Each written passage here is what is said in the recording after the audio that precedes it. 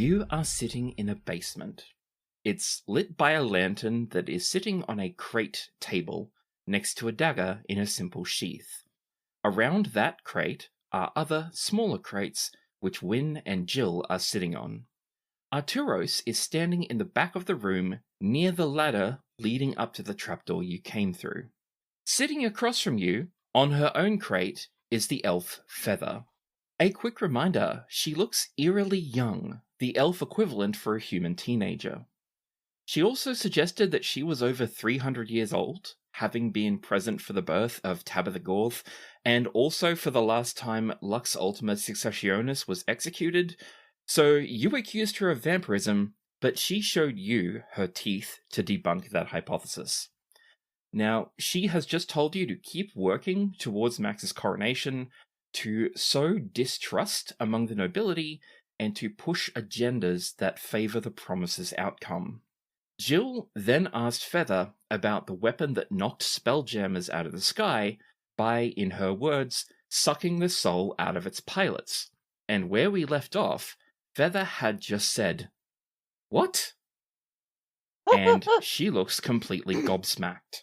Jill would just stare at her, let that pause happen because she assumes that Feather would, act as though she knew fuck all, realizes that Feather is completely taken aback, and it's like, you seriously didn't know? You heard about those shipwrecks, right? Our shipwreck? Us? We? Are among those?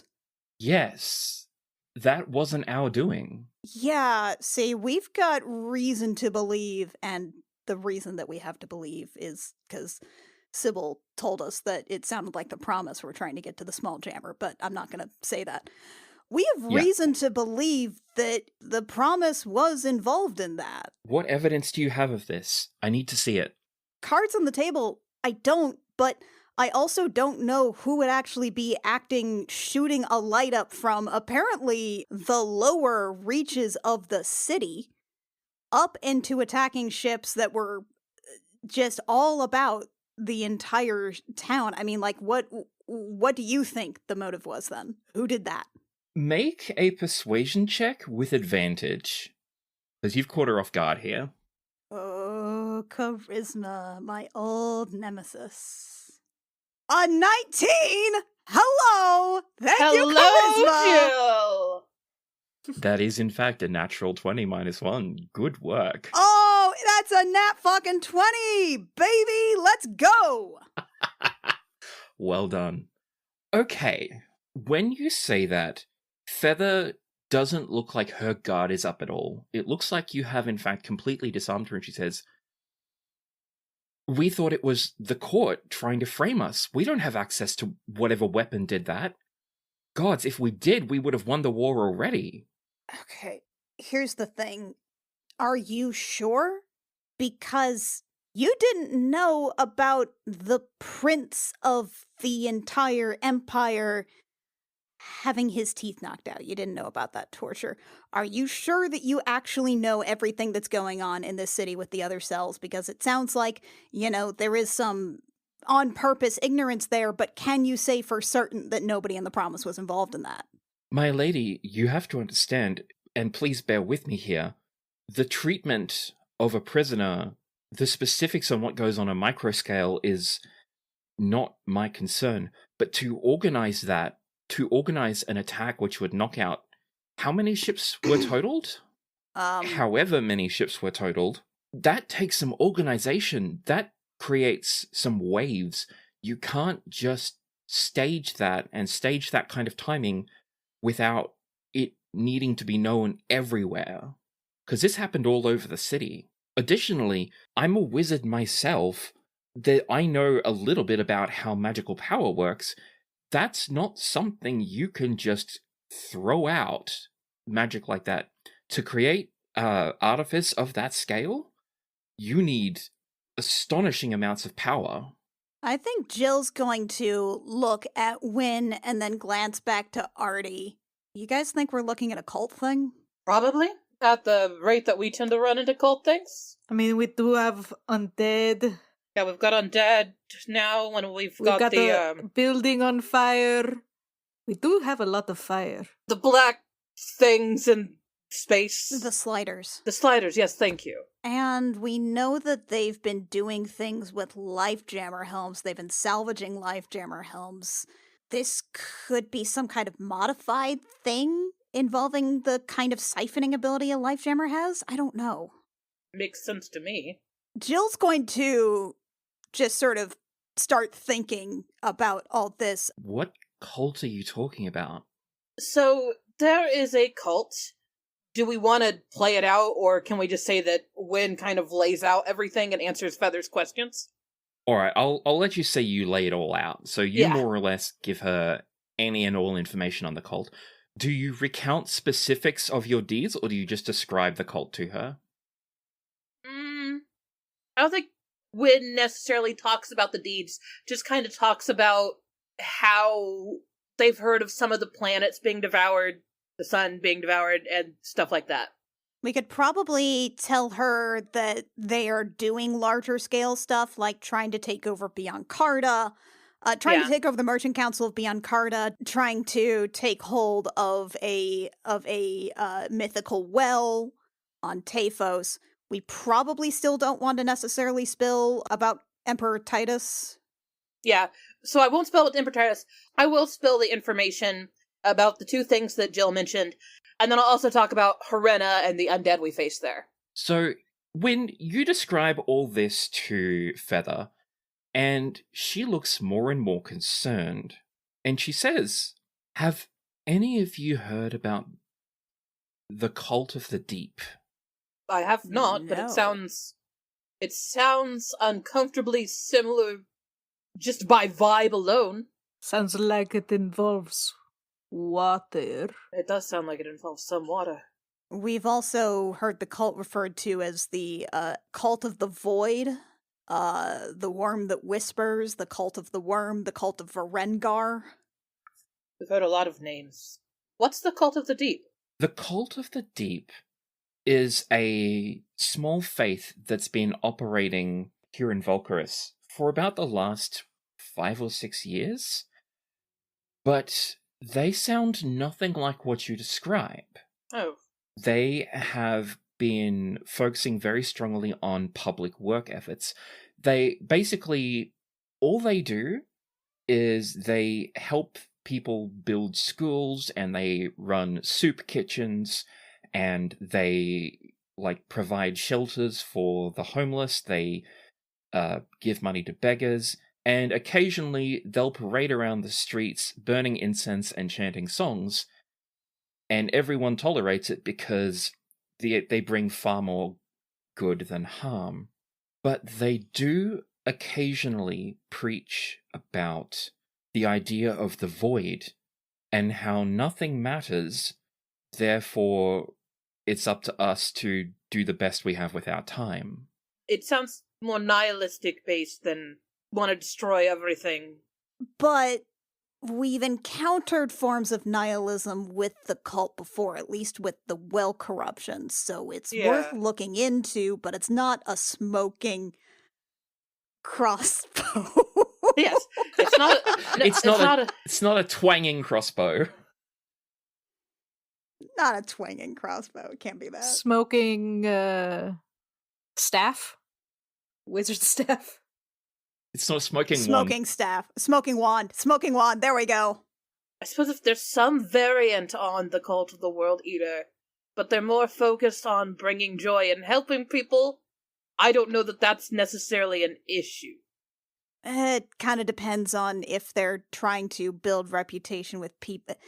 That's true. It could be trying to build reputation just so that more people will support them here. Right, and you remember how Countess Torninkaza was also picking off commoners that nobody would miss. Yeah. And Wynn does audibly groan at the mention of Torninkaza. I know, she sucks so bad. Oh, she was the worst. Ugh. But where could we talk to some people as part of the Cult of the Deep? Where could we talk to their to any of their superiors? Because that might be at least worth checking out. Well, they operate mostly out of Zalani Wedge. That's just because the markets are there, and that means there's a lot of room for small temples. They don't even have a very large temple. They didn't spend money on acquiring a large temple. They just use a small one, and all the money goes to the community. But you'll probably find them mostly in Zalani 5. I mean, if they're totally like altruistic type of nihilism, then that's great. That's awesome. From what she says, you get the feeling that they are more along the lines of absurdism than nihilism. Mm-hmm. Yes, they seem harmless, but there is enough overlap with what you described that maybe they're worth looking into. Yeah, I agree. The big thing to watch out for is going to be any increase in undead or necromantic activity. Like the sliders that have been on an uptick, we suspect that's probably related to the cult too. What are sliders? You haven't heard? No, my lady, I have not. Well, you know the weird. Out in wild space? Right. And you know how it's a big, inky morass of kind of sticky, viscous darkness. Vaguely, my lady, I don't really concern myself with off-planet matters. Okay. Well, we've had some run-ins, and our friends have had more with these things that are made of that travel really, really fast, arrive with this almost bang, and look like shadowy Vidoni with huge claws. And there's apparently been an uptick of those recently. Okay. Where on the planet have they been seen? Nowhere on the planet, but they're all around the sphere, and in the phlogiston surrounding the sphere. In that case, you'll have to forgive me, my lady. I really don't think that they're something I need to worry about right now. Okay, that's great. I asked about undead and necromantic activity. That's just one example. There are others. I see. Okay. I haven't seen any necromantic activity.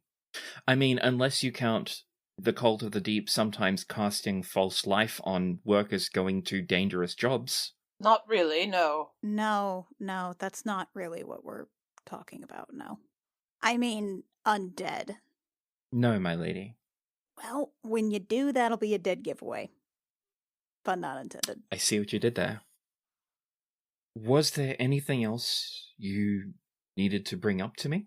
I don't think so. She looks to Jill. If you're planning on pursuing anything with Tabitha Gorth, terrible last name, keep us involved. I mean, I'll be looking into her funeral and going to say goodbye, but that's about it. Yeah, you're not at all curious about her knowing your passcodes, being involved, asking questions, who she could have talked to? Of course I am.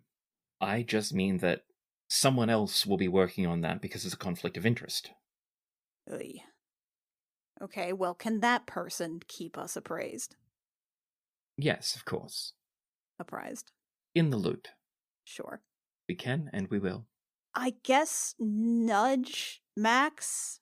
He has just been quietly listening. He seems to have perked up is a strong word, more like come back around.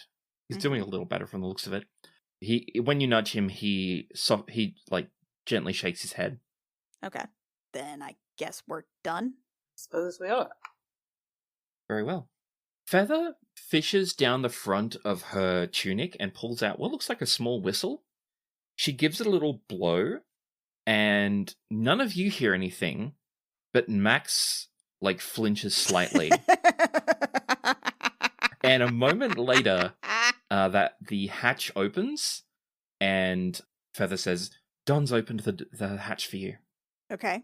All right, and then I guess you climb out of the basement of the old pub and make your way back outside. What else would you all like to do this? You've just reached the second phase of the afternoon. Sorry, you've just finished the second phase of the afternoon. Time to go home. Yeah. Now you can go home, or you can go shopping if you like, or anything you really want, as long as it doesn't use up a city life time slot. Do you guys have anything? Not really. Just ready to go home. Yeah. Nope. Jill will probably apologize to Max as a free action. Yeah, Max will reassure her. It's okay. You didn't know. Yeah, not my best. Sorry. Yeah. So tomorrow, Wen says, Mhm. Max and I will go talk to the purples. Right. Artie, do you want to start walking around and seeing if you can talk to the people of the deep? You want me to talk to the cultists? You can ask them if it has anything to do with water. True. I mean, at the very least, True. you could probably, like, volunteer at a kitchen or something just to Yeah. kind of make some waves with them. Get the vibes going. Volunteer? Yeah, it's when you do a thing for free that benefits other people. You want me to do chores? Yes. Why would I do chores? So you can get in their good graces. Because we're asking you to. And you're our friend. Poor us, Artie. It'll build character. Do you think if I just stand there, it could count? No. Probably not. But it really No. won't take a whole lot of effort to, ladle some soup into a bowl. And you want to know something, Artie? You can talk about this volunteer experience in the future, and people are going to be inspired and want to fuck you more. That's true. People are really impressed by people who do volunteer work. Artie immediately gets a contemplative look on his face, and he starts rubbing his chin. I have been called a selfish pig. Okay, you've got the deal. Excellent. Thank you. Okay. Yeah, now people will be lining up and saying, oh, he's so charitable. He's so generous. Look at that twinkle in his eye. And also, here's the thing. People love to be served food by hot people. I mean, you've It's done true. that with, servers all the time, right? True. It'll make them a lot happier. And happy people do like to fuck. There we are. Oh, boy. All right, you've convinced me. Thank you, Artie. Just write in my notes, voluntold. Builds character. Maybe we'll get him to mow the lawn next, Ha! since lawnmower's in the stables. That's true. I think I might actually send to Antonia and ask if she wants to, help me do some carousing with nobles tomorrow, kind of build some more court reputation. Yes, good, excellent. Do you want to play that out, or do you want to just summarize it? I'll summarize it. I mean, I could potentially, rattle off a sending if you want. I really don't mind. Okay. Yeah, she'll just send a message that's like, I want to get to know some more nobles that weren't at your mom's party. Do you want to hang out and help me out with that? That kind of thing. Her response can be summed up as mostly piercing shrieks of delight. Just more or less. You could probably... You can put whatever words you like in between those shrieks of delight to get a general, yes, please, I would enjoy that. When she gets that response, sendings are audible only sort of inside the head, right? So she just... Yeah. Juliana jolts. Jolts, winces, and kind of, puts a finger in her ear to, clear it out a little. Because now they're ringing. Somehow the inside of her ear is ringing. Her, proprioceptive ear is ringing. Yeah. Whew. I guess she wants to hang out. Oh, Yes. when you go see the purples, if they have any magic items that have castings of, detect evil and good, that would be probably beneficial, so anytime we engage with nobles, we might be able to check and see if anybody else is secretly undead. She makes a note of that on her wrist using a quill. Also, Blue and I were talking about like potentially a magically powered wheelchair of some sort. If you could just see if she's made any headway on that. I can do that. Your Peach. I found a few items from 3.5. I'm just checking to see if they exist in 5e. Yeah, I don't know if this is like a real thing or not. It just seems like it's a low enough level spell. There's probably something. Yeah, because usually the item that detects evil is called a paladin. Yeah, well, we don't have one of those. I know. Oh, shit. Oh. Here we go. Rod of Alertness. Oh! This rod has the following properties. While holding the rod, you have advantage on wisdom, on perception checks, and on rolls for initiative. While holding the rod, you can use an action to cast Detect Evil and Good, Detect Magic, Detect Poison, Disease, or See Invisibility. Oh, damn. As an action, you can plant the halved end of the rod in the ground. It sheds bright light in 60 foot, dim light additional 60 foot. Additional, any creature friendly to you in that radius gets a +1 bonus to AC. Can sense the location of any invisible creatures. Really That's cool. fucking but amazing. Sounds way more expensive than what we're talking about buying like multiples of. Yeah. Also, Rod of Alertness, name of my sex scroll. Yeah, there it goes. There it is. That's a handsome Gary book right there. Let's see. It is in the very rare tier, so Yeah, I'm just looking for something that can cast a first level divination spell. yeah. If that's something that we can make up, that would also be cool. Like something that an artificer could do. Leave it with the purple. I'm sure she'll work something out. Okay. Sorry to get us off track. Where were we? We've made our plans for tomorrow. We would probably go back to the Kestrel Manor and just sort of fill in the crew. Mm-hmm. By the way, do we want to, like, that's sort of a bunch of morning actions. Do we want to spend tomorrow afternoon going to See the baby? check out a small jammer? See the baby? I would like to see the baby. I would like to see the baby. I would like Let's check out to the see the baby. baby. All right. So when you describe that, Sybil says, just be aware, my commanding officer will probably make it very difficult. She'll probably provide some hoops that we have to jump through, and it'll be annoying. Just be aware. Well, before them, admirably. annoying hoops to jump through, like we have to do another mini dungeon, or annoying hoops to jump through like paperwork? Mostly paperwork and permissions. Okay. Well, there's literally only one person who outranks two of the people in this house. And actually, I'm not even sure if she does.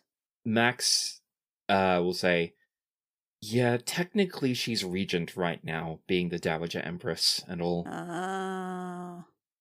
So she may require us to fulfill whatever bullshit requirements she has before we're allowed to go see it. Goddess, what's the point of having a title if you can't cut through red tape? I know! Yeah, you got that right. You know, to be fair, Jill, What's up? those scissors get rusty underneath the water. This is another one of your really confusing metaphors, isn't it? No, we literally... It's hard to cut red tape with scissors underneath the water. Why do you have rusting scissors? Why don't you have, like, I don't know, sharpened obsidian or something? Literally anything underwater that can cut things. This is the pencils all over again. Well then, if that is all you would like to do for today, you head to sleep and or meditation and wake up the following morning. It is now the 30th of March. Alright, so what order would we like to do this in? Well, we've been planning the purple stuff for a few sessions now, so I kind of want to see how that plays out. Let's do it! Win in Max's big adventure. Win in Max's big adventure. Totally radical. Alright. Mac, Yeah. take it away. How do you want to do this? Win is up early in the morning, and she idly waits around until Max has fed himself and gotten dressed, and she's like, let's go! Max blinks, catches on, and says, right, yes, of course, let's go. Let's go! And then she slips out, climbs into a carriage, and off they're on. Wonderful. She knows the way, sort of. She drops where the address is. She doesn't Off they're fucking know on? the way. Off they're on. Off they're on? Off they're on! Now, Mac, I have dropped I've dropped in the chat the list of magic items I have placed for you, Thank you. and basically what people are expected to need or which would be useful. Perfect. Win, you take Max to Blue's warehouse, whereupon you lay out the list of things that Varas gave you, which would be useful for a hospital. Specifically, potions of healing, Prosthetic limbs, or set eyes. yeah, prosthetic limbs, Staves of eyes, healing. kinds of ointments, staves of healing, even necklaces of prayer beads like Juliana's, but tuned so that all beads specifically have cast healing spell, rings of regeneration, and various things like that, some of which require class levels and can only be used by clerics, and some which don't. Perfect. So Wynn lays all this out to Blue, and she says, "Do you think you can get all of this and have it delivered to the hospitals?" Blue looks it over, and she says, well, mechanically it's arranged by tier. Yeah. She can do 100 common items up front, 30 uncommon up front, and 5 rare up front. But ongoing, she can do an unlimited number of common ones per month, 100 uncommons, 5 rare, 1 very rare, and 1 legendary item available every 3 months with no duplicate items available. Got it. Honestly, that sounds wonderful. If you can get all those potions out to the hospitals, and all the prosthetic limbs and Urset's eyes you can get ASAP, that would be wonderful. Staves of healing will be the big one, I think. Yeah, Because those have... The stave of healing we would like regularly, but they... what did Varas say how many people could cast spells in the hospitals? I want to say it was like 5? Yeah, I want to think it was 5. We're going to need 5 of those total, and I understand that's going to be taking a while to source. Well, I can get you 5 up front, but yes, afterwards we're going to have artificers and adventurers get to work on that, so it'll be about 5 per month ongoing. That's fine, because we need, well, I guess if we have multiple, they could use up the staff they have, put that down, pick up another one. Are those something they'd have to attune to? No. Staff of healing is not attunement, because I was looking this up. Staff of healing doesn't need attunement, but it does have a certain number of charges, and it has that thing where if you don't use all the charges, they re-go. But basically, I think it's got like, 10 charges, and they just need to use like 9 and then put it down. Yeah, and then they could pick up another one and use that one. Right. Yeah. Yes. And it's assumed that Varas will implement a logbook system, so you know exactly how many times the staff has been used and when it can next be used by. Yeah. All right, then that sounds wonderful, Blue. Yeah, so also the notes from Varas, which I'll just drop the link back into this group, is there are 16 total hospitals. In the Klingspittal, there are 6 staff who can use magic items, and there are 75 patients at the Klingspittal who need prosthetics. 20 normally, but the influx has changed things. Which is to say, you'll be able to clear up at least half of them. In that case, Varas might be a good person to filter distribution to other hospitals through. That's likely a good idea. Honestly, on to the nobility cost as well, we could always add both a trusty accountant who can kind of manage and take care of everything, but also just a couple of couriers. Get some people some jobs. Yeah, delivery, accountant, record keeping, yeah. Max agrees, and as you're describing this win, and presumably he would have been witness to the conversation you had with the others before you left, Max would have said, you know, I could probably rope a few people into this. I'm sure there are plenty of people who, in the current state of affairs, have accountant training, like for nobility, but have no work right now. I think that sounds wonderful. Could probably employ some people for this. I trust you, Max. Go at it. All right, I will see about getting together a Ministry of Healing, I guess? Yeah, a Ministry of Healing, and they report to Varas. If he wants to. If he wants. I suppose we should check with him first. Yeah, I'll speak with him about it. Thank you, Max. No worries. Thank you for letting me take this on. Of course. Thank you so much, Blue. I'm very excited to be able to get these people help and have it continue down the line. Yeah, once you arrive at the warehouse and Blue gets set up with your order form and says she'll have it shipped out eventually and get the invoice to you and all that, she says, not a problem. Honestly, I'm just as happy as you are because the income from this will allow us to keep developing our mail system. Excellent. Yes, the mail system. From what it looks like, we might be at a point where we can basically send a pair of boxes, one to deliver, one to receive, and once those are planted in a given location, you'll be able to send them to and from. That sounds wonderful. There's still a lot more to work out, like how to power them and, how to maintain them, but it's a start. We've got a proof of concept in the works right now. You and Red are so intelligent. It's incredible to watch you work.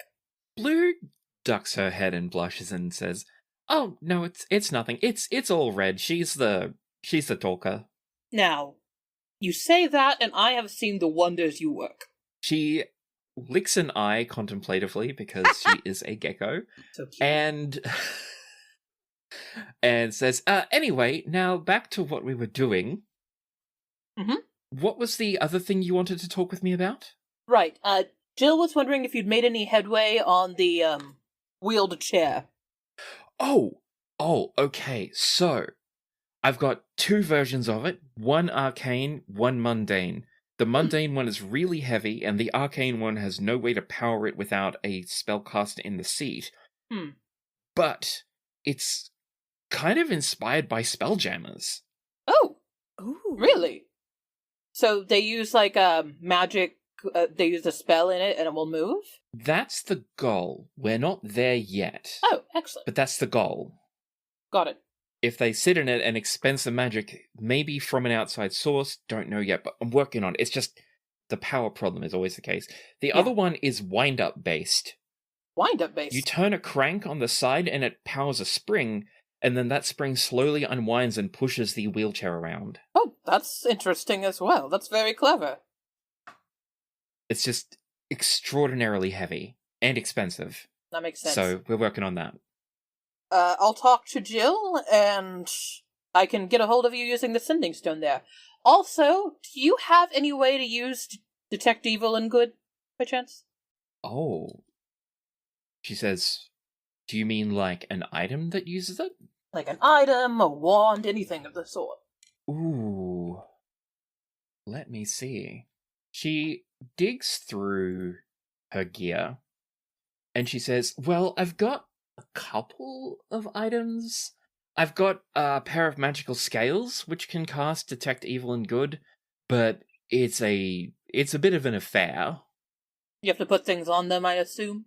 Yeah, and like make a ritual, and it costs money every time you cast it. Yeah, that does sound like a bit of a pain. I've got this Rod of Alertness, but it's, a rod. It's big and a bit cumbersome. Great when you're going dungeoneering, but otherwise not spectacular. Yeah. And then I've got an item which can only be used by Warforged, and none of you are Warforged, are you? Unfortunately not, no. I am made of flesh. She glances down at your modest bosom and says, I can see that. Glances down. Is she on a box? Lately, boxes have been really popular with us. So, Win, you finish up talking with Blue about orders and wheelchairs. Blue says she'll look into a magic item that will let you cast Detect Evil and Good fairly subtly. Is there anything else you'd like to do or buy while you're here? I think I'm good. Is there anything we need? Racking my brain, can't think of anything. Unless. We can always use more magic bullshit. That's true. Or more smut books. She doesn't sell smut books, she sells magic items. You could have a magical smut book. Why? What? Why not? What would it do? Don't answer that. We do not need a fleshlight with extra steps. Oh no! Oh, I guess I will. I will, How much for that Rod of Alertness? All right, so let me just double check her availability again. This one is a very rare. Yeah, very rare. So she says, I can't get it to you now, but I can Alright. have one for you in a month, give or take. Alright. And that'll be 25,000 gold. Alright. She hands over... How much gold do we have right now? We have 29,000... We have 2,900 platinum, 12,809 gold, 9,844 silver, and 129 copper. Convert that for me, because I'm not sure that adds up to 25,000. It does, because 2,906 as platinum is more than that. Hold on, you didn't want to do math last time. Platinum alone would be 29,000 gold. So you have 42,785 gold, 6 silver, 9 copper. Now, spending half our money Yeah. is magic fish money. Yeah, that is magic fish money. I should talk to you guys first. So, I will say, I am interested in it, but this is a lot of money as it's our whole group's money. I will need to talk to Jill and Audie before I can completely say thumbs up. Can I just sending stone you? Of course. Excellent. This is a stupendous amount of money. I am honestly amazed you're willing to buy it at all without some kind of financing. We're adventurers. Indeed. And the thing is, this money will be going towards funding adventurers and artificers to make it happen, so... Of course. So, yeah, I'll talk to them and I'll get a hold of you through the sending stone once we agree or disagree. Yeah. Basically, you guys are funding some adventurers levels 1 through 10 quest lines. That's pretty funny. You're welcome, other adventurers. I feel like this is a 3 yeses, 1 no situation. Is there anything else you'd like to talk about before you head off? I think that's it right now. Fantastic. So that is how you spend the morning of the 30th of March with Max working stuff out at Blue's place at the Purple Warehouse. Who shall we do next, Rio or Annie? You want to just, roll a d20 for it? Sure. Alright, higher number does it. Wait, what are we rolling for? What's the roll? To see Just who see who goes goes next. first. Oh, okay. We both rolled an 11. That's 2 11s. One more again. One more again? Okay. Alright, that's an 8. And I got a 2. You're next. Rio, tell me how you spend the morning of the 30th. Artie goes... Well, first he goes to Win and Jill. Where was I supposed to go again? To try and remember where the Cult of the Deep is. Zalani 5 is where their temple is set up. You'll probably want to look for any Cult of the Deep soup kitchens or anything that will require volunteers. Right. Okay.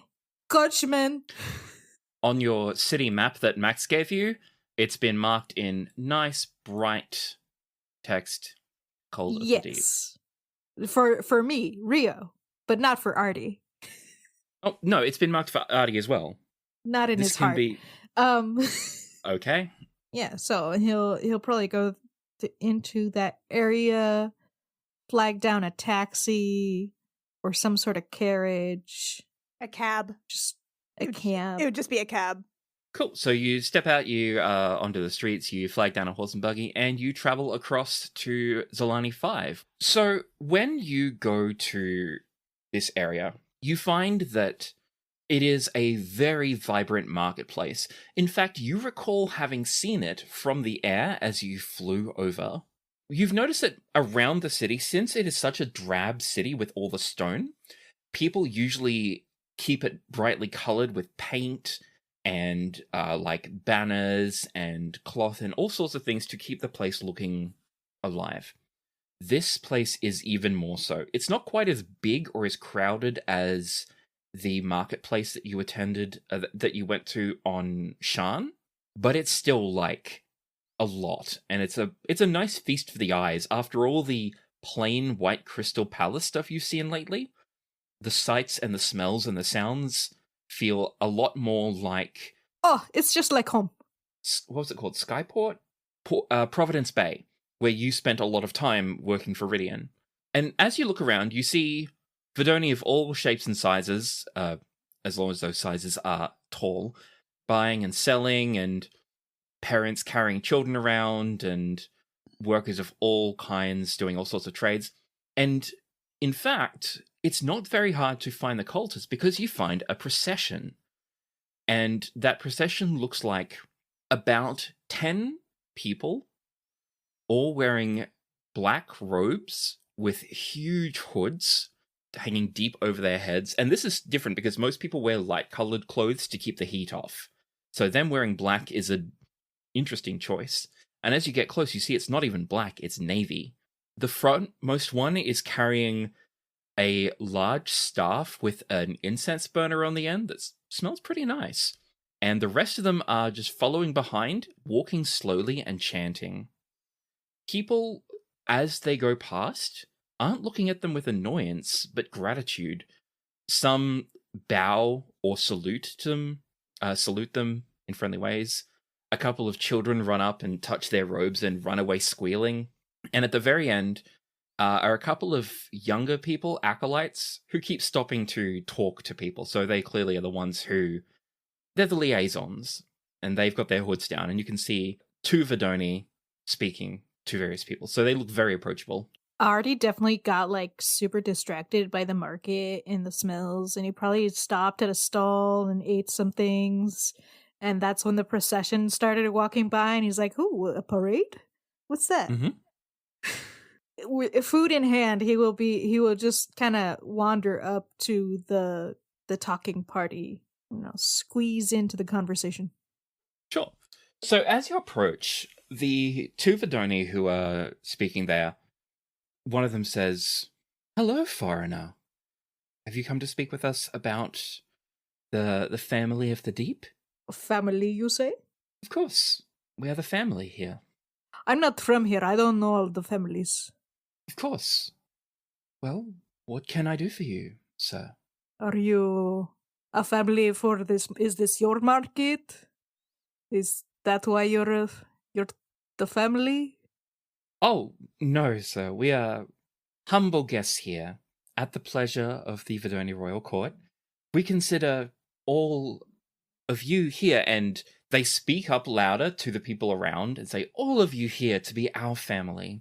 But you're not going to lend me money, are you? Do you need money, sir? I'm sure we can work something out. That was a joke. Oh, sir, I am not joking. Believe me, we may not have a lot in the way of money, but if you ever need food or shelter or clothing, feel free to come by. We'll gladly take you in and help however we can. And from their sleeve, they pull out a small wooden chip and hand it to you. And in Vidoni and Common, you see written an address. And you flip it over, and on the back is wood burned a spiral that looks exactly like the one on Kimalia's tattoo. Uh-oh.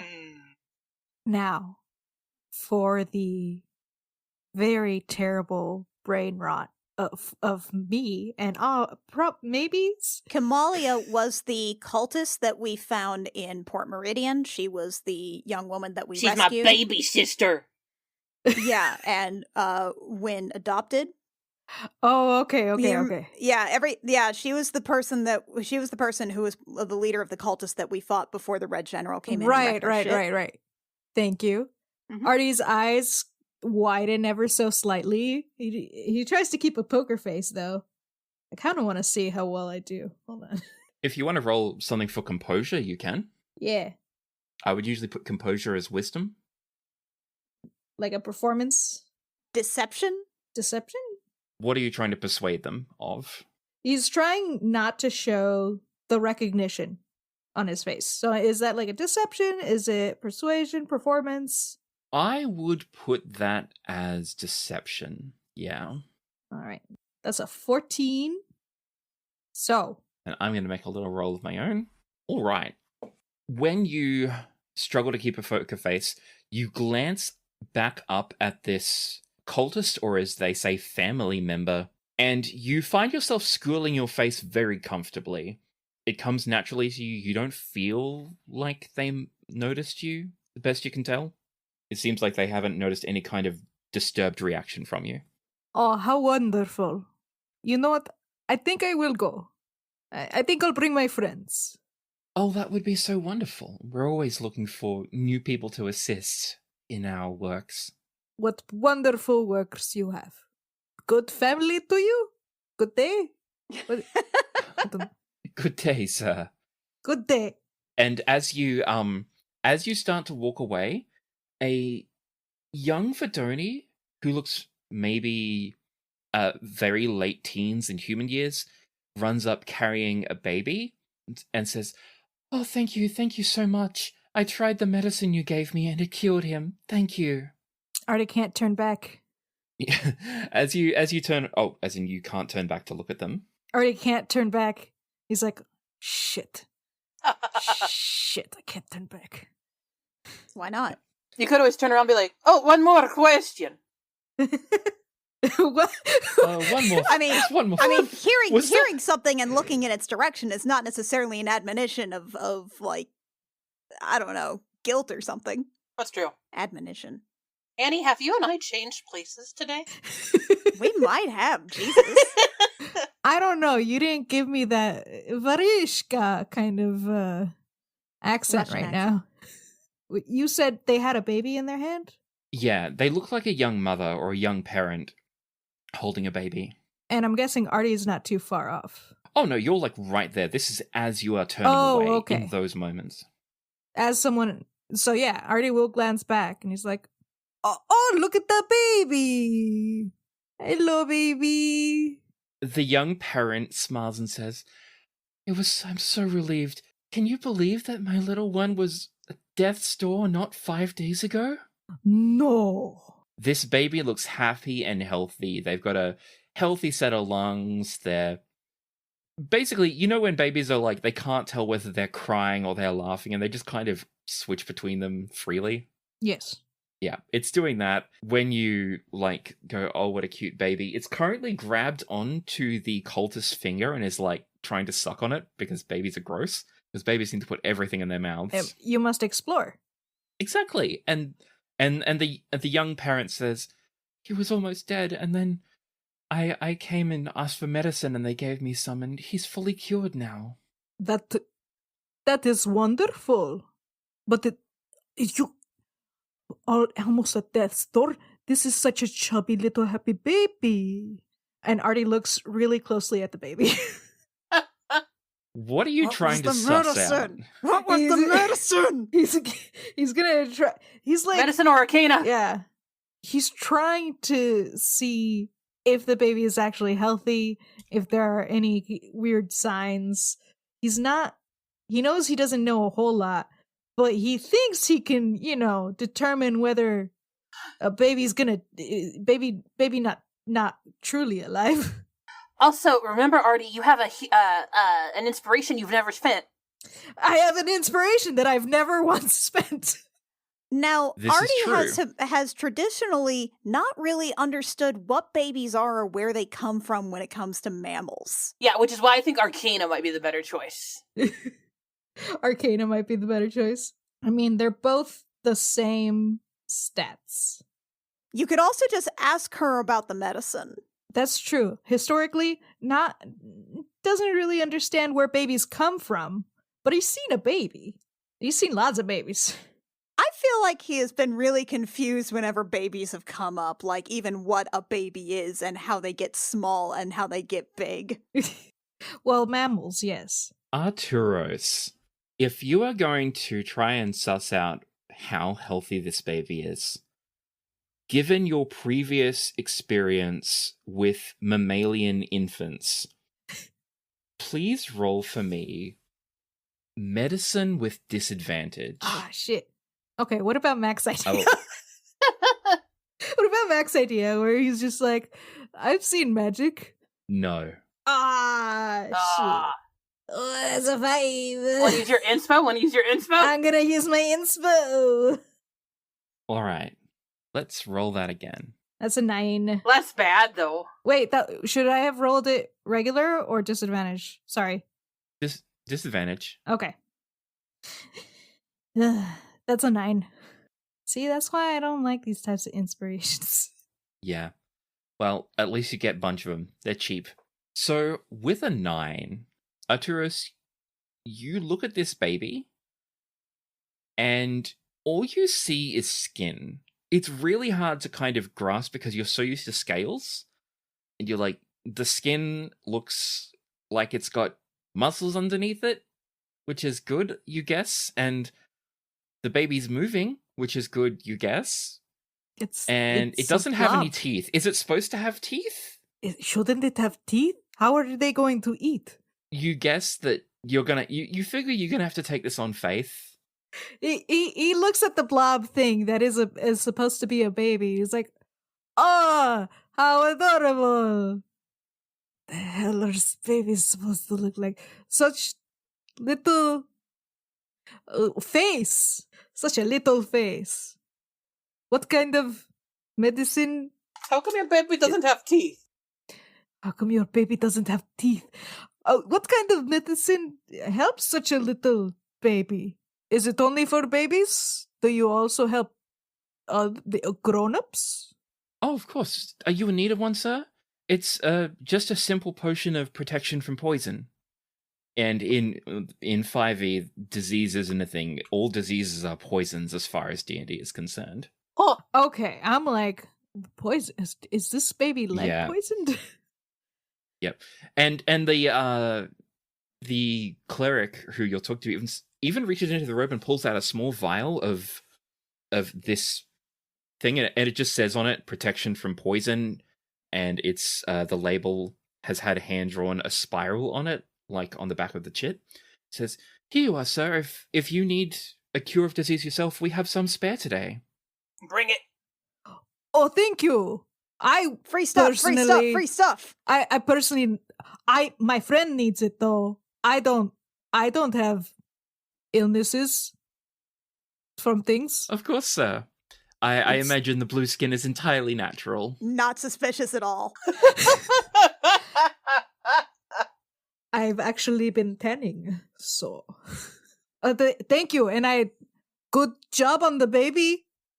Good work with your baby, who is cute. The young parent goes back to fawning over the priest, and eventually, like, as you step away, you can hear them saying goodbye, and then the priest says goodbye as well, and moves to catch up with the rest of the procession, which has moved on a little way since that point. They're shuffling along slowly, but it's still, they got a bit to catch up. And Artie definitely puts that little potion somewhere super safe that he will not break or lose. Well, it looks like it's made of fairly solid glass. You should be right. Actually, no, it'd be of clay, I think. Either way, whatever it is, it's solid. And he knows he's trying to stay away from the processional now and just kind of be like, "So, about that family, have they helped you? I hear that they are nice."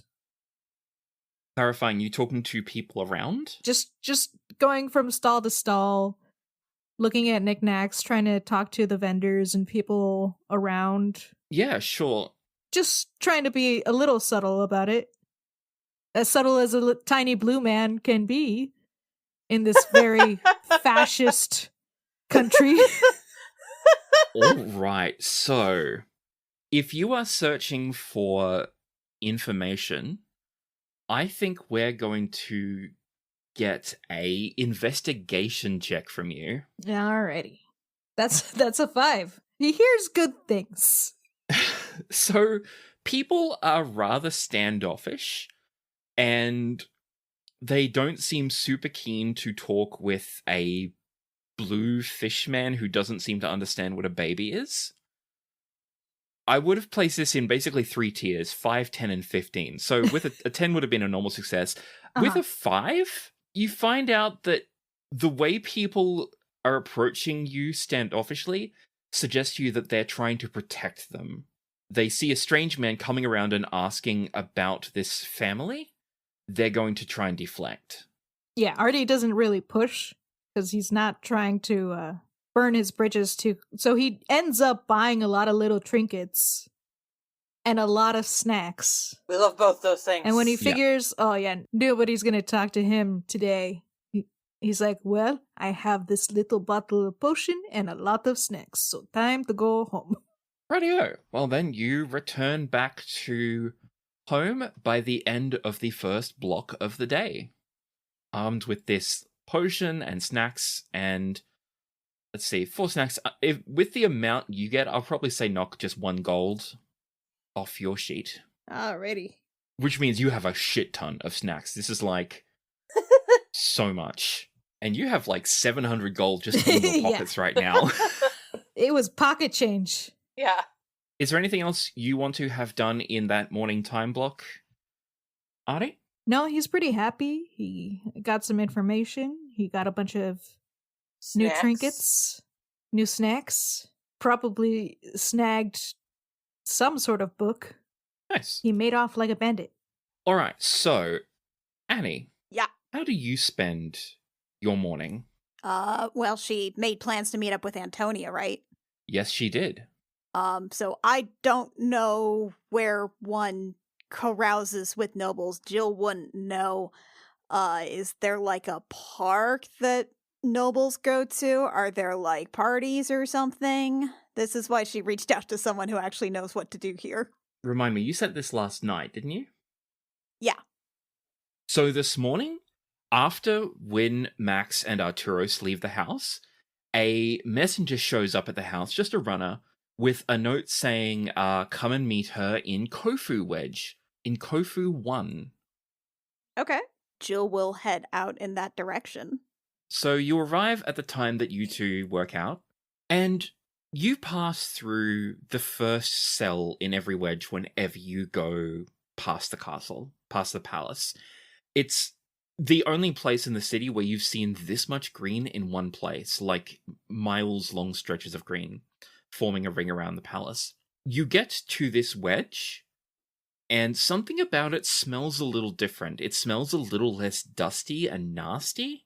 It's kind of beautiful. There are a few outbuildings, mostly made of timber, but then there is a enormous lake that's just there in the middle of the city. It's about a mile long and a quarter mile wide. Damn. You see Antonia's pavilion very, very quickly. It's the one with the royal flags. She's got a pavilion. Okay. As you arrive, Antonia sees you, rushes out to meet you before the herald can even announce your presence, Whoa. and gives you a great big hug, and she says, "Sister, dearest, it is so good to see you." Hey, Squirt, how's it going? A nickname? Please disregard the pomp and ceremony. I told them not to do this, but they did it anyway. So, and she gesticulates at the pavilion that's set up, the pennants, the footmen, the guards, etc. Yeah, this is not exactly low key. It is not. I wanted something low key, but no, the servants just had to tell the butler, and the butler had to go and set this up, and I mean, please pardon the annoyance, but I'm sure you and I can slip away. I think we can manage, yeah. Well, first, allow me to welcome you to Kofu Wedge. This is where the vast majority of the greenery in the city comes from. Most of the timber plantations are here too. Yeah, it's really shocking, actually. How so? I mean, I've been spending a lot of time in a city, and this actually looks like an actual it looks like outside, and everything else here is made of stone.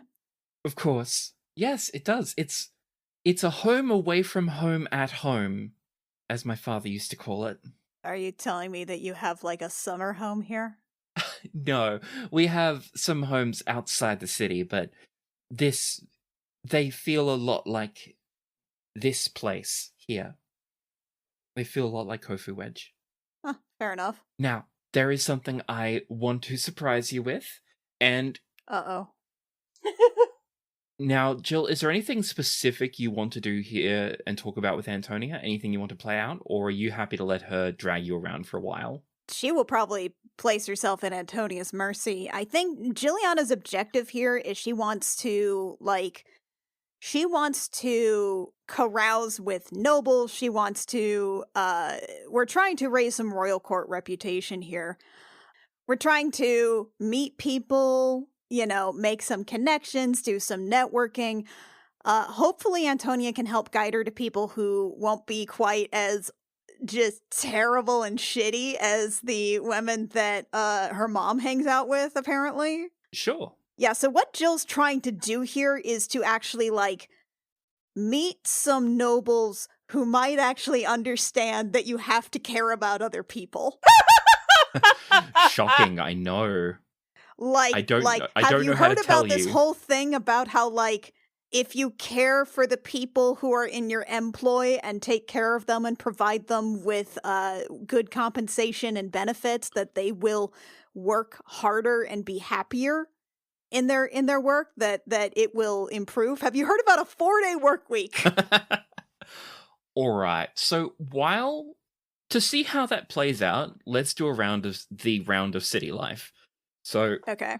So straight up, your face will increase from 7 to 8, and then your reputation with the royal court increases from 45 to 53. Nice. Now let's see how those penalties go. Could you please roll 1d8 to add to your stress? Oh, please, oh, please, oh, please. No! Oh no, did you just explode? I rolled an 8. Oh Yeah. my god. Fuck. Can I use my inspiration for this to reroll this? I'm gonna say yes. Yeah! Because you went to all this trouble to get the well drinker feature, I'm gonna say you can reroll. I'm pretty sure it says you can reroll more than just d20s. But even if not, let's just go with it. Fuck it. Okay. Oh, please, oh, please, oh, please. Oh, That's good. just 5. That's lower than 8. That's okay. All right. 8 would have taken me all the way to 10. Yep. So your stress increases from 2 to 7. It is very difficult to network. Jill is not really great at talking to people, like, in a non-casual setting. Yeah, so typically, the way this mostly plays out is the nobles find you quaint. Ugh. They don't find you irritating, but they find you novel. You're a strange, charming foreigner with, oh, look at your odd ways. Oh my goddess. I'd also like to think, since Antonia is like a teen, there's a bunch of other teen nobles here, and you very quickly figure out who's the nerdy one, and who's, like, the fancy girl who's, like, kind of snooty, and who everybody doesn't like, but everybody wants to like them. Oh, the villainous? The Yes. villainous in this She's romance yes, game that absolutely. you're talking about? Yes. You're telling me that I've found the Regina George? You found the Regina George, you found the one that somebody will isekai into, and then completely change the plot. Of course you would put it like that. Okay, yeah. So basically you just, at worst, people are snooty and rude, and Antonia does a valiant effort to, like, side with you and talk you up, but there is only so much a 14-year-old girl can do. Now, I have to ask, like, if I understand that the way this works, like, I know that our overall reputation isn't high, but my face is pretty good. So what's the advantage of me having a higher face in this situation? Wouldn't that make me, if I understand the rules, doesn't that make me, like, more persuasive? Your increase to reputation is based directly on your face. So Okay. if you had a low face, your reputation with the court would have gone up by only a very small amount. Okay. Gotcha. But instead, it went up by 1 to 8, and then you just automatically gained 8 face. Okay. And speaking of, could you please roll 1d7 for me to see how badly you piss off the promise? Just a 2. Okay, cool. So with that, your reputation with Vodon's promise goes from 26 to 24. Because again, I am talking about workers' rights. I wonder, I am trying to tell them about, like, this is a good thing to do. Have you considered, like, not being bad? Have you considered not being terrible? Regina George For goes, fun. the workers have feelings? Oh, there's absolutely you know what? Actually, yes. Hey, Mac and Rio, do you want to be evil bitches for a minute, or, like, at all in this scene? I want to be an evil, Always. bitchy, villainous teen. You want to be you want to have an Ojo-sama laugh? I want to have an Ojo-sama laugh. Stop, you're gonna make me do a grito. Yes, I am telling you that workers have feelings. Yes, they are in fact Vidoni, like you. They are real people. They're not like us. You're so cute. Oh, look at her. Oh, it's just I'll kill you. the How other day I darling. found one of our maids hadn't properly cleaned out the hallway. I found dust in the hallway. Can you believe it? Ugh. And I found some dust, and I made sure she was fired. And she didn't even cry. She just left. And you say she has emotions. You are so kind. I caught one Thank of you. mine taking a cookie. I told her What? to throw it to the dogs, and she ate it. So I threw her to the dogs. Good. Call lightning. No, if you're gonna do that, I will cast Call Lightning. That's a you. Okay. So, Rio, when you see Jill getting really, really angry, do you just say, "Oh, I'm just joking, darling," or do you double down? I mean, both of them. I mean, she definitely... Okay. Like, what are both of them doing? Oh, what does this call lightning look like? Is it immediate? Is it a build-up? Oh, it builds. We're outdoors right now, so Call Lightning is essentially Jilliana is going to start getting mad. She's going to start scowling.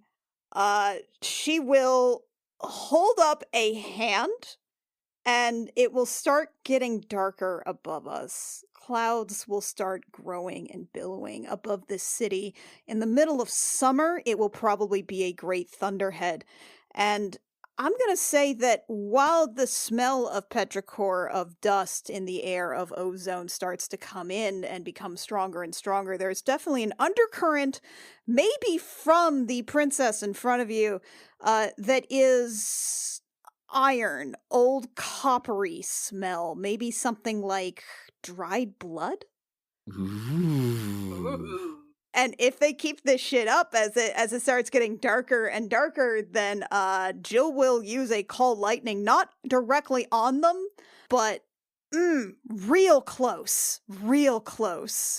I would definitely say these snooty rats have never been shut down in their lives. have never been shut down in their lives. They don't even consider Jill a true threat because she's a foreigner.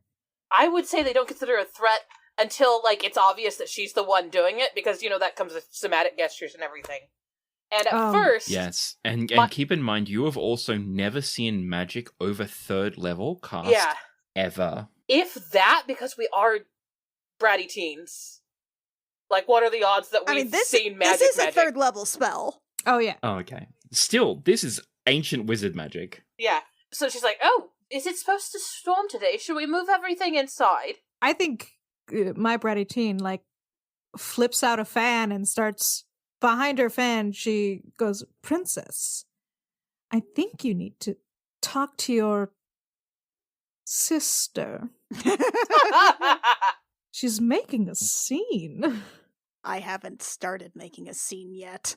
Antonia looks frightened and a bit stunned. She actually looks like she doesn't know how to handle this. She starts to say something to you, Jill, like, "Please calm down," and then cuts herself off and starts to say something to the nobles and say, "Oh, but please," and then she's getting worked up and doesn't know what to say, and she's panicking a bit. My. Would you like to talk? What's there to say? Okay. I think in true villainous fashion, whenever she realizes something terrible is about to happen, she just kind of flips out her own fan, turns and goes, "I'm going inside," and then heads for the nearest door. All right, so you're out in a field without any buildings. There's only pavilions outside. So there's pavilions. She's going to go to a pavilion. Basically, she is exiting the situation and going to go find another crowd to mingle with. My snooty little brat thought they were going to do more barbs, and then she sees her friend, like, walking... Oh, so you're the sidekick to that one. I'm the sidekick. You're the Gretchen. And then she sees her Ojo-sama kind of fast walking away, and she's like,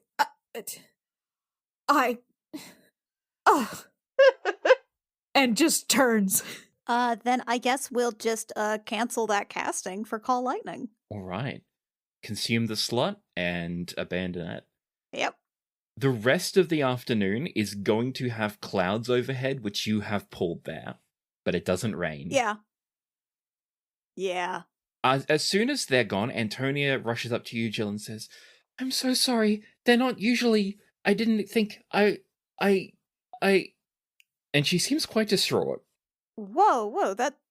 I think it takes Jill a moment to sort of clear her head a bit, because, there's just been a lot of magic thrumming through her and it has to dissipate. So she takes a few deep breaths and then... You don't have to apologize. That wasn't your fault. But, they're not usually... Why do you think you have to apologize? I don't... She goes quiet and she says, "Can we just go, please?" Yeah. Sorry, I think I'm actually the one that messed that up. As they're walking away. I kind of wish you had called it down. The lightning. Really? I don't like them very much. Okay. Are they supposed to be your friends? We're the same age and our parents are close, and so we're supposed to be friendly acquaintances, but they're never nice. They never listen. What do you want to talk to them about? I don't want to talk to them at all. I just want them to go away. Okay, well, we should get you some new friends. I think at this point, Jill, she'll reach out and take... I was going to say she'll, take the crook of your arm, but she's not. She's a little too tall. She'll reach out and take your arm or your hand in some capacity. I mean, she could probably take my arm. She's only got, about 4 inches on me? Sure. Then she'll take your arm and she'll say, "Well, you've gotten me started." You know what? Tell you what. You haven't seen where we're staying yet, right? No, I haven't. Yeah, you should come visit. Okay, it's the Vidoni 3 safe house, yeah? I guess. I don't really know exactly what it's for, just that it's just about big enough for the whole crew and your brother and everything. Yeah, it's one of our guest houses. Yeah. She wouldn't have said safe house, she would have said guest house, excuse me. Yeah, is it weird that he's not staying at the palace? I mean, a little, but he has the right to stay where he pleases. I mean, fair enough. But yeah, no, I mean, I'm sure you want to hang out with your brother. You could come meet the crew. I do want to come meet him, and she hasn't met the crew yet, has she? Not properly. Nope. Nah. Okay, yeah, she says, "I would love to, dear sister. Thank you."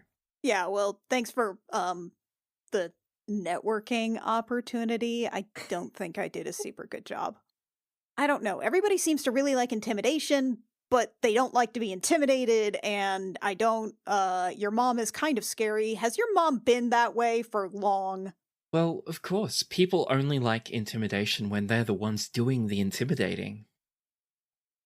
Right, or they're seeing someone else intimidate. But no, your mom though. I mean, has she she's... been that intense? Is that a new thing?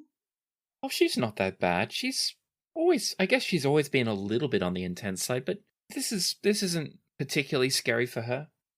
This is normal. Really? Because she kept talking about, my dog and how she wanted to use that to, if she had a pack of those that she could take over, wild space or something. She seemed like she was kind of doing a bit of a warmongering there. Is that something that is typical of your mother? I mean, yes, our country's always been at war with someone. honey, that's not a normal thing. That's not a regular thing. Outside of the sphere. That's not a normal hobby for someone to have. Antonia shrugs and says, I don't know a time when Vulkarus hasn't been at war with someone else within the Commonwealth or outside of it. I mean, yeah, but like there's other things. What do you like to do for fun, honey? Archery? Okay. And? I've started to get good at shooting birds. Okay. What is a thing that doesn't involve, like, violence? What's a non-violent hobby? Horseback riding? Okay, that's a start. That's a start. That's a start. Okay. But I usually do it for hunting. Nope. No. Cut back on that one. What other hobbies, other things that you do for fun that are not used in a military fashion? Anything? War games? That's not Honey. technically... She ducks her head and says, I am to grow up to become a ruler. It's what we do. Do you want that? She kind of flippantly says, oh, of course I do. It's, and then she'll just trail off. Yeah, give that some thought. You would round the corner on a path as you've just been kind of walking idly, and she would say, oh, we're finally here at the animal park. The animal park? Yes, there's a whole section of the cell here that's dedicated to housing exotic animals. You have a zoo? Yes. Kofu 4, canonically in Spelljammer under the Dark Fist, has a zoo. Let's go to the zoo. Let's get some Spelljammer Dippin' Dots. It's definitely way more like just it's the a place ice cream where of the space fantasy. For a zoo, it's really more like just a park where some animals are shown off and cared for. It's very much not like any modern zoo.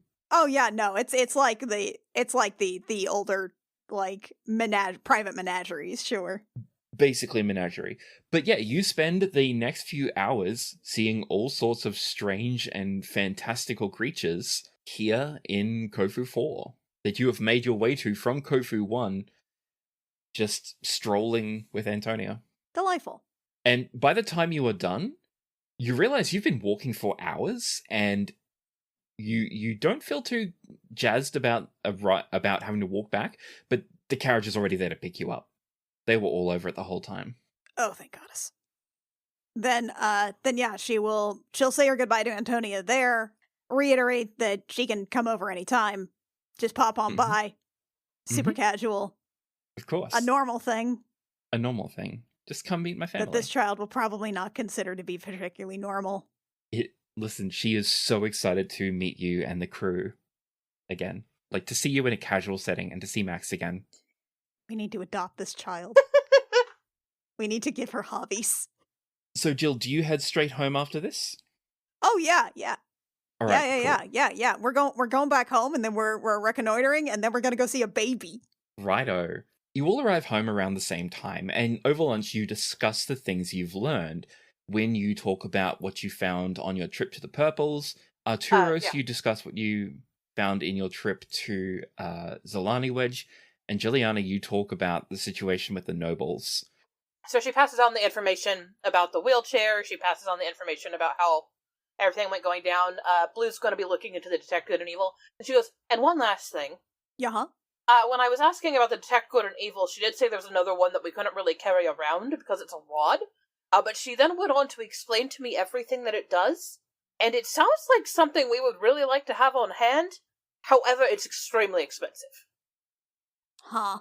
So I assume she'll let's say that she's got like a little order paper or something that has like the properties of the item on it. Yeah, so it gives you advantage in all wisdom, perception checks, and rolls for initiative. It gives you the spells Detect Evil and Good, Detect Magic, Detect Poison and Disease, See Invisibility, and it has Protective Aura. Any allies within a 60-foot, 120-foot radius get +1 to AC and saving throws, and can instantly sense any invisible hostile creatures that's also in the bright light. Huh. Jill gives a low whistle. That's not bad. Yeah, I thought that especially the spells and then the ability to have that armor on all of us and the invincibility to invisible hostile creatures when we're dealing with a lot of undead, both might serve us well. But it's very expensive. As I said, it would literally use most of our platinum that we have remaining.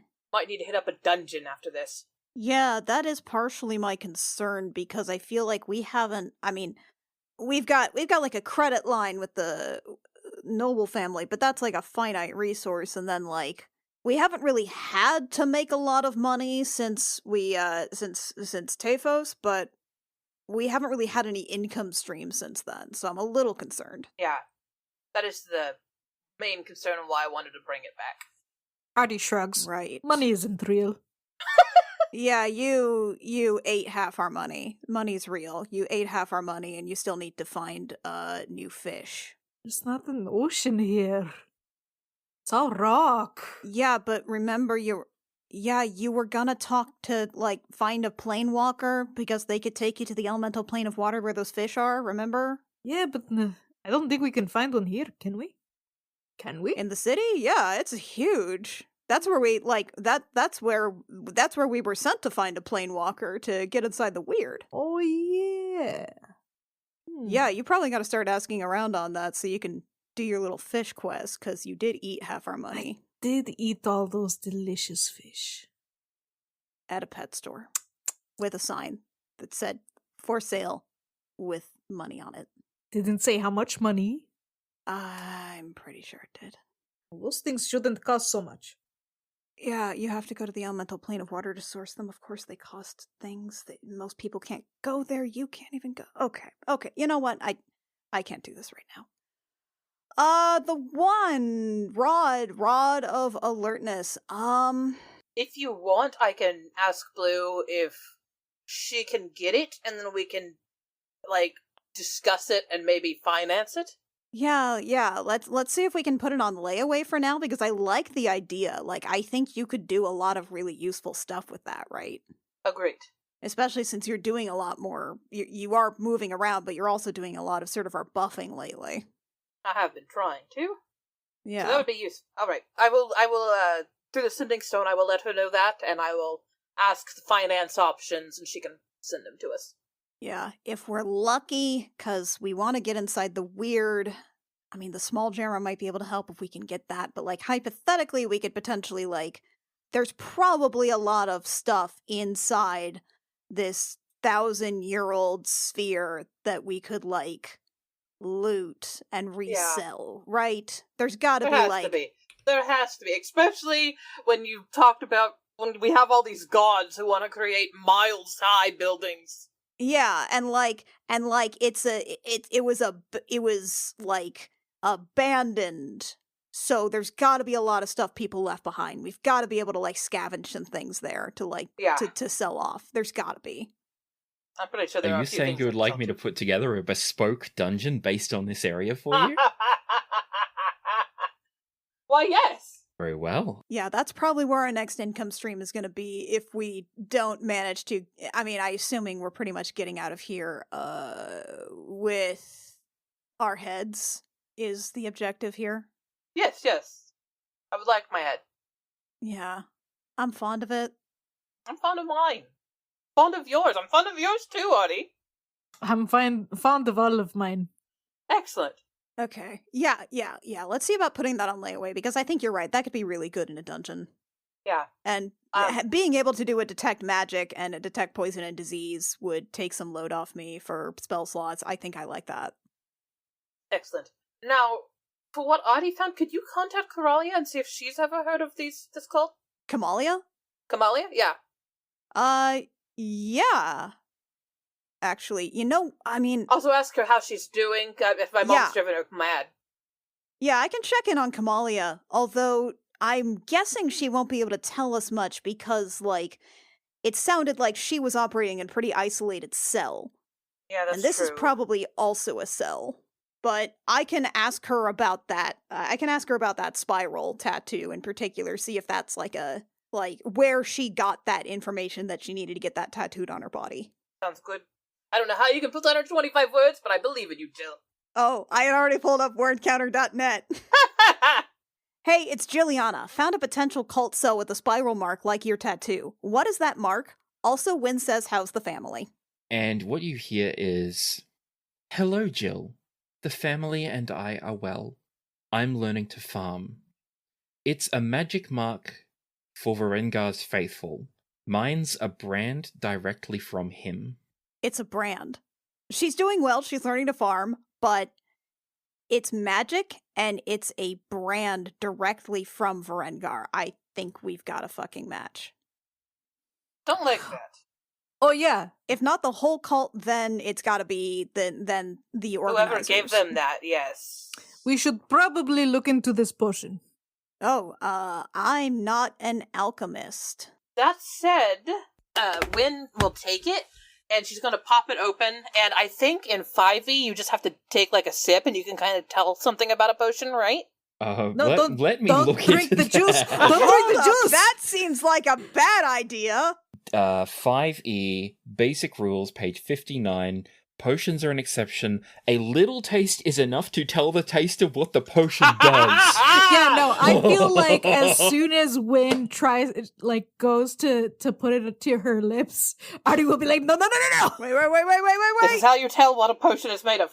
No, That's no, a terrible idea. That's I not a am not drinking a lot. I am literally touching it to my tongue. That doesn't. What if it's cursed? Oh, no, I figure, like, we're just like, no, right as she does that. Yeah. Oh, okay. It's too late. Too late. She gets a little bit on her tongue. Well, Wynn is cursed now. Jilliana's just frozen, hands up, gritting her teeth, staring at Wynn. Do you want to be in a cult? Because that's how you get into a cult. I've already had my head stuck in a void well. You all have been adventurers long enough to know that putting a tiny bit of a potion to the tip of your tongue will not kill you. We don't do potions that much. Canonically, some of us refuse. Win. Yes. You can identify this as a potion of antitoxin, which in 5e's cut down rules is functionally a potion of protection against disease. And what it does is provides advantage for an hour on saving throws against poison, and you could use it for that, but also in the context of this, it's used as a cure disease potion. Got it. Gwen kind of nods, recaps it, and then she lifts it up and she's going to swirl it around and kind of do, could I do like an Arcana check to see if she notices anything else, like, slightly off about it while the other two remain frozen? So, if you are trying to identify something different about it, anything that might be the ways it might be tampered with? Yeah. I'm gonna say roll Arcana. Got a 5, I'm going to HP that. Or not HP, whatever it is. You rolled a nat 1 on the die. I rolled a nat 1, I'm using my inspo. 10 this time. Not great, but better than nat 1.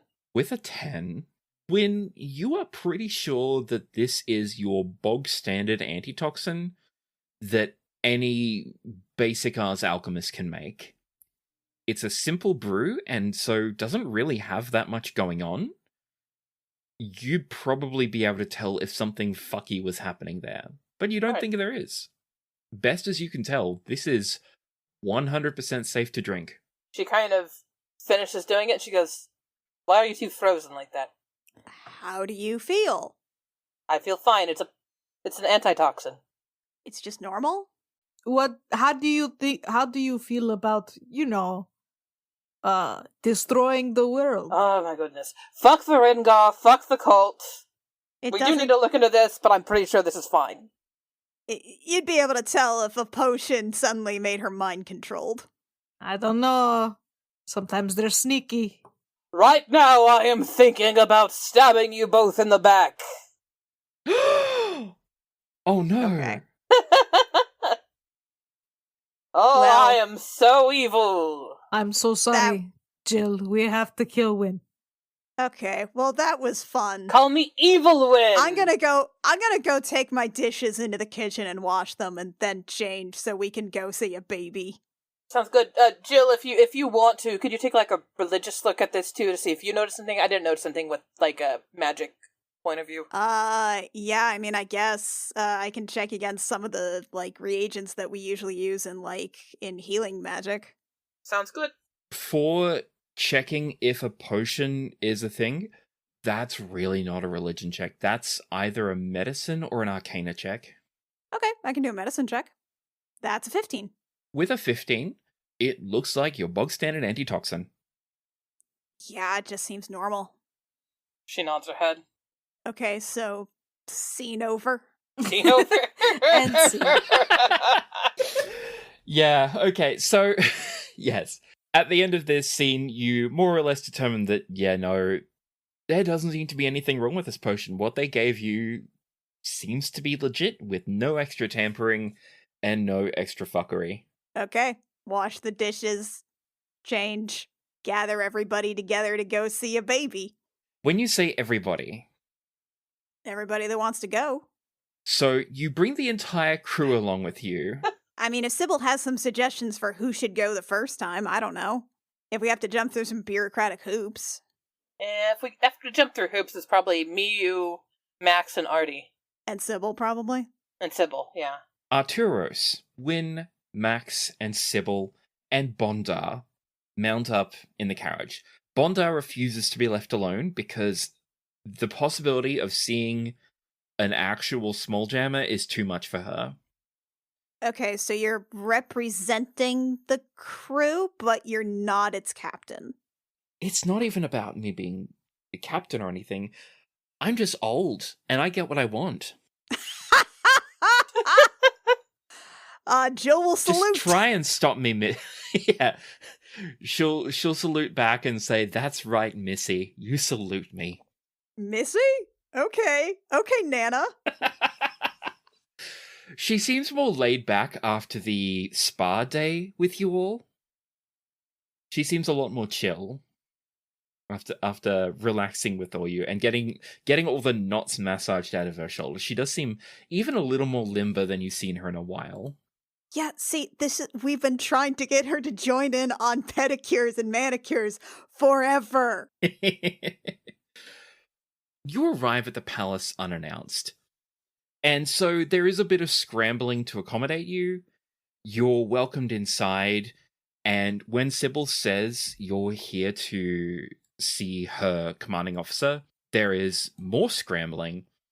You're led to a parlor and sat down and brought some refreshments in the meantime. And you kind of do have to wait a little while before anyone shows up.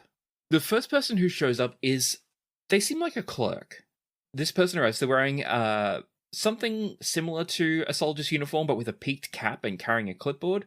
They come out to greet you all, and they'll salute Max and Jill, and they'll say, "My lord, my lady, thank you for your patience." Oh, I believe it's Majesty. I believe it's Highness, actually. I believe it's Highness in this scenario. Of course, your highness. I'm sorry. Unfortunately, I can't bring you to see Sybil would have said the hangar. Okay. Which she explained to you was the term used for a place where lots of spelljammers are parked. Yeah, and the clerk would say, I'm terribly sorry, but I cannot take you to see the hangar. I'm assuming Max is also going to be throwing his weight around here. He's the one who's more experienced at it. Max would say, "Oh?" And he'd stand up and draw himself to his full height and say, "Why is that, clerk?" And the clerk would steel themselves and say, "The elevators are out of order today, sir." To which Max says, "Are they? You mean the ones that we took to get to this very parlor?" And the clerk swallows and says, "No, sir, the ones that lead to the hangar up high. They're undergoing maintenance, sir. No one's allowed to take them for fear of safety." And you're saying that no one's in the hangar right now, the very high security hangar. They're just trapped there? The guards are trained and supplied to last as long as they need, your highness. It shouldn't be for more than a few days. They didn't say exactly how long it would be. You know how it is with these things. And, of course, there are still the physical stairs up and down. Mm-hmm. That's interesting. But it's interesting. So you say they're out of order, and there's who's working on them? I'd love to see that. I don't know, your highness. It is beyond my pay grade. I think to that Max would say, then whose pay grade is it within Clark? And they kind of shrink a bit and say, I don't know, sir. I'm not. I would have been I- like, but speaking to us directly is? Ooh. I think this poor Clark just kind of gulps and says, how Oh my about god. I... Oh my god. Oh my god. Oh, yeah. Juliana will fold her arms, lift her head, squint, and be like, I want to speak to your manager. Win? Hold on, I have to roll Win keeping a straight face, because she's trying really hard not to laugh right now. That's deception, I assume? Is that okay, Anna? For a straight face. Yeah, deception, sure. Remember, I cannot roll a die below a 10. Yeah. 28! Yep.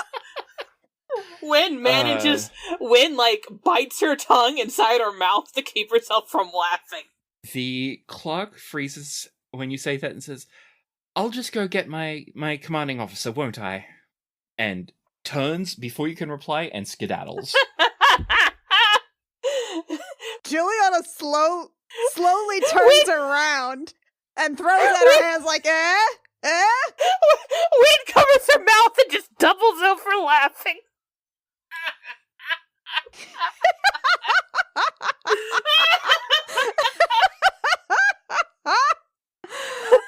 How was that? It was perfect. Just elbows max. Come on. Have you ever used the manager line before? Is that a new one? Max has, while I'm not acting out, Max is laughing along with the rest of you and says, I have absolutely asked to talk to their CEO before. Amazing. Unfortunately, what happens is for the next hour, you are given the runaround by various people all fobbing the responsibility onto someone else. They pass the buck like... I was going to say something way worse. It's always someone higher up where you can pass the buck. Oh, gee, I wish I was back in the army. Eventually, Win says, when they're alone while they're going off to find more people to pass the buck to, Win says, Max, me and you are sneaky. Max says, what do you have in mind? What if I make a massive distraction and we just book it upstairs? Actually, are there any other passages that would get us through there that say would be useful to have if you were if you had the blood in your veins of the emperor of this castle? Here's the problem. It's about a mile up. Ugh. A literal mile of stairs, or one and a bit if you're going diagonally. Okay. We've climbed more. So, I don't actually know how to get there, but I could probably look around, see what I can find. But I don't know. I haven't explored the castle since I was a kid. Sybil, you're part of the family that maps out the castle. Are there any alternate routes we could use? Could we just hijack an elevator? So Sybil folds her arms and she says, I'll be honest with you, ma'am. The elevator's the only way up. The 5 levels below it do have stairs to them, but beyond that, there's actually no way to that specific level beyond that point. Okay. Well, they're very clearly lying about the elevators being out of order, so we just need to find the people that actually turn those things on and off. 100%. We are going to need to probably speak to the High Executor about this directly. That's actually, when I came in here for the salon, they said they would actually help me speak to some of the people who actually made these things, I think. Did she? Did she say that? When Juliana was coming in through the elevators, it was towards the end of that session, she was expressing interest in how they worked, and they were like, "Oh yeah, we can totally arrange for you to meet with people to like work on these or something." If you don't want to pursue that route, though, if we should talk to the High Executor, that's fine. No, this is fine. We can work with this. At that, Sybil would nod thoughtfully and say, "Yeah, I'll get in touch with some of the wizards who maintain this. I know a few people. I'll buy them a few drinks, get them talking, see if I can get you a meeting. Because we're all... You're all spellcasters here, you have interest in magic, and you know how wizards like to ramble at length about their interests. Indeed. So you don't think we're doing this today? She'll solemnly shake her head and say, it looks like they've got it locked down pretty hard right now. Ugh. Not even going to the High Executor would work, huh? Not today, no. We could go to the High Executor, that is a path we could take. But I mean... She's pretty intense. What are they going to do if we take a back road? If we find a different way to work the elevators? Yeah, the thing is that she definitely seems like, she's a stickler for how you're actually supposed to do things, and I think us cutting corners and getting in to see a mythical creature, just on cloud alone would cut some corners. Honestly, I think she has started to cut me out of things. Because I used to be kept in the loop a lot more, but since arriving back with you all, I've been summoned to fewer briefings and gotten far less intel than I'm used to receiving. I don't think she trusts me. To that end, yes, we could do things her way and probably appease her, or we could do things another way, and who cares about the consequences because you're royalty. I mean, that seems reasonable. What do you guys think? Seems reasonable to me. I always say, Fuck the gods, we're royalty. I'm a king, I do what I want. I'm the only non-royal here. Well, no, actually, Bondor, thank you. And Sybil. And Sybil. Well, Sybil, you're kind of nobility. Me and Bond are the only non-nobles here. Wanda says, who knows, maybe I'm secretly a queen of something or other. Please don't be. Aw, that would be funny. Wouldn't it? The High Executor did seem... I couldn't get a read on the High Executor if she actually, seemed open to, talking to me at that party or anything. What would be my read on her? Could I do, an insight to sort of figure out if she would be amenable to speaking to me? Based on the discussion you had with her at the time of, she came off as incredibly neutral to you. Okay. She didn't like you, but she also didn't deny you due process. Okay. Yeah, I mean, I'd really like to have more access to go wherever the fuck in this giant dungeon. So I figure we get the keys ourselves. Sounds good. I will reach out to my people and get back to you soon about what we can do. Shit. Says Sybil. Well, no mythical baby today. Okay. Man, I was all worked up. We will think of the baby and how much we love it, and then we can greet it better later. I really hope it doesn't look like the baby I saw earlier. It sounds like that was just a normal baby. I'm pretty sure it was an ugly baby. I mean, babies are all kind of weird. Babies looking. are all kind of ugly, yeah. Yeah. Except this one apparently had claws. You don't trim a baby's claws. It's bad luck. That's wild. Yeah, of course. How else will you fend off the evil spirits? What evil spirits?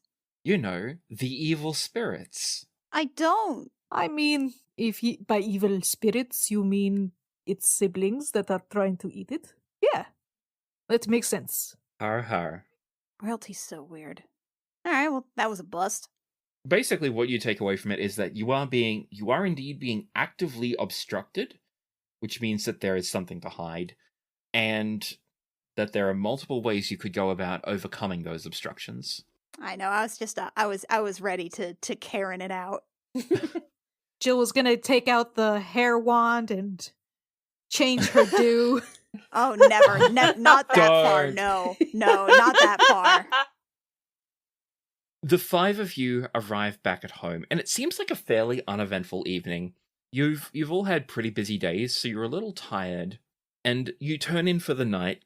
The lights go out, candles are all blown out, Wynn is meditating, Arturos and Jill are sleeping, and in the middle of the night, Wynn, you are jolted from your meditation by a loud thud.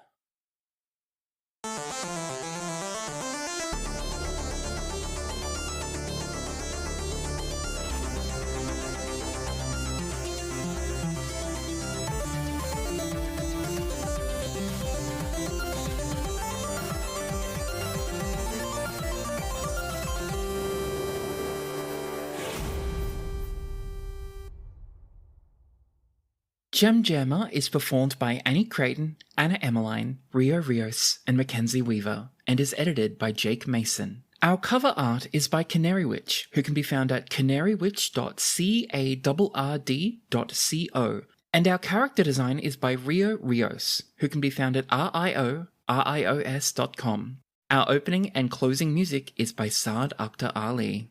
For bonus content, such as Jilliana's private diary, behind-the-scenes homebrew stuff, and other features from our other shows, I Will Fight You and Date Me Dammit, our Patreon has it all from only $1 a month at patreon.com/thejemjam. Thank you so very much for listening. Stay safe out there, and we'll catch you next time. One moment while I do some math. One moment while I do my math. Oh, I'm math so glad I did all these makes maths a so month ago, and fun. now I don't have to worry about it. It's all on you. Yeah. Math. Everybody loves doing math.